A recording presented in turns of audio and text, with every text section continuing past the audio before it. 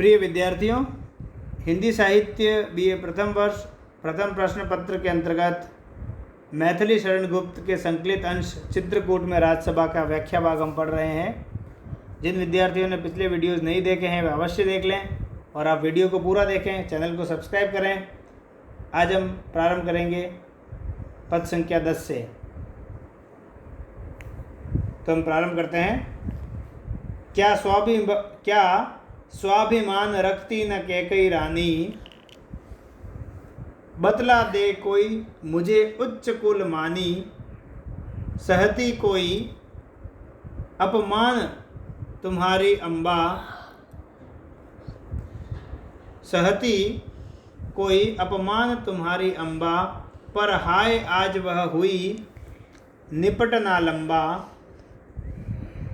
मैं सहज मानिनी रही वही क्षत्राणी, इस कारण सीखी नहीं दैन्य वह वाणी। यों ही तुम बन को गए देवसुरपुर को, मैं बैठी ही रह गई लिए इस उर को। बुझ गई पिता की चिता भरत भुजधारी, पितृभूमि आज भी तप्त तथापि तुम्हारी। अब शब्दार्थ हम देख लेते हैं। मानिनी का मतलब होता है स्वाभिमानी, स्वाभिमानिनी या जो स्वाभिमान रखने वाली। निपट नालंबा एकदम अवलंब रहित, अर्थात जिसका कोई सहारा न हो। अवलंब का मतलब होता है सहारा। देव, यहाँ पर देव शब्द प्रयुक्त हुआ है राजा दशरथ के लिए।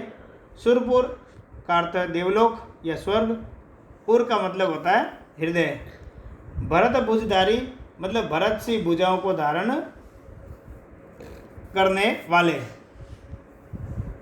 प्रसंग इसका इस प्रकार से है कि केकई पश्चाताप में तपकर जब शुद्ध कंचन बन जाती है, तो राम के साथ बिताए सुखद दिनों की स्मृति में खो सुख लुटाती है और तत्पश्चात अपने स्वाभिमानी व्यक्तित्व को अपनाती हुई सब घटित के लिए भाग्य को दोषी मानने लगती है। व्याख्या हम देख लेते हैं।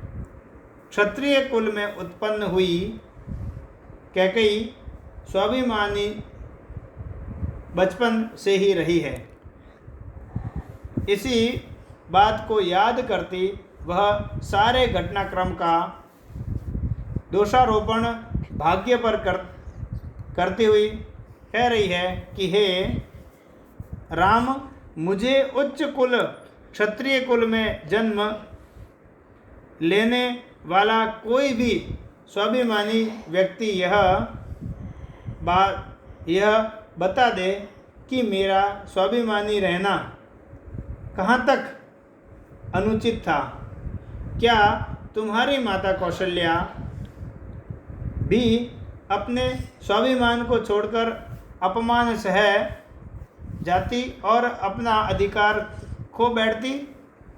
अर्थात कोई भी उच्च कुल मानी या जिसका उच्च कुल में जन्म हुआ है वो ऐसा नहीं करता। अतः मैंने स्वाभिमान की रक्षा करते हुए कुछ भी अनुचित नहीं किया, परंतु मैं देख रही हूँ कि वही स्वाभिमानी आज एकदम अवलंब रहित बेसहारा हो गई है। अर्थात एक तरफ पति की मृत्यु हो गई और दूसरी तरफ पुत्र ने त्याग दिया। इस तरह वह एकदम बेसहारा, जिसका कोई सहारा न हो, आधारहीन हो गई है।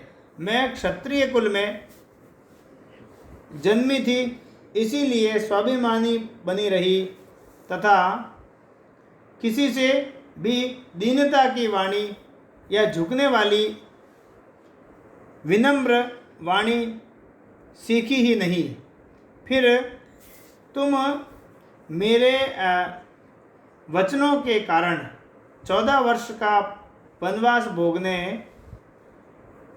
वन को निकल पड़े और पति दशरथ ने तुम्हारे विरह में तड़प तड़प कर प्राण त्याग दिए, तथा मैं अपने स्वाभिमानी हृदय को लेकर निरी काठ बनी, काठ का मतलब होता लकड़ी जिसमें चेतना नहीं होती, काठ बनी महलों में बैठी रह गई। अर्थात मैंने किसी प्रकार की प्रतिक्रिया जो मुझे देनी चाहिए थी वो मैंने नहीं दी, कुछ भी समझ न सकी। इस प्रकार हे भरत के समान सुदृढ़ भुजाओं को धारण करने वाले राम, तुम्हारे पिता की चिता आखिर शांत हो गई। इसके बावजूद आज तुम्हारे पितृभूमि अयोध्या तुम्हारे अभाव में विरह में तप्त है, अर्थात अभी भी वो जल रही है। वहाँ अव्यवस्था फैली हुई है, वह तुम्हारे वियोग में जल रही है, तप्त हो रही है। ये कैकेयी का कहना था। अर्थात वो ये कहना चाह रही है कि अब तुम इन व्यवस्थाओं को ठीक करो, अव्यवस्थाओं को दूर करो और अयोध्या में चलकर उस तप्त भूमि को शीतलता प्रदान करो। विशेष देख लेते हैं। कैकेयी का स्वाभिमानी होना उसके क्षत्रियत्व के अनुकूल है। उसके झूठे स्वाभिमान से ही राम वन को गए तथा दशरथ देवलोक, यह स्वयं कैकेयी ने स्वीकार किया है। अंतिम 2 पंक्तियों में अनुप्रास अलंकार तथा संपूर्ण पद में तत्सम शब्दों का सरल प्रयोग हुआ है। भाषा खड़ी बोली, हिंदी एवं शैली प्रश्नात्मक और आत्ममंथन पूर्ण, यानी इसमें अपना कैकेयी ने आत्ममंथन किया है, इसलिए इसको आत्ममंथन पूर्ण कहते हैं। इसलिए इसमें आत्ममंथन पूर्ण शैली और प्रश्न किए गए हैं, तो प्रश्नात्मक भी है। अगले वीडियो में अगली व्याख्या पढ़ेंगे। आप सभी का बहुत बहुत धन्यवाद।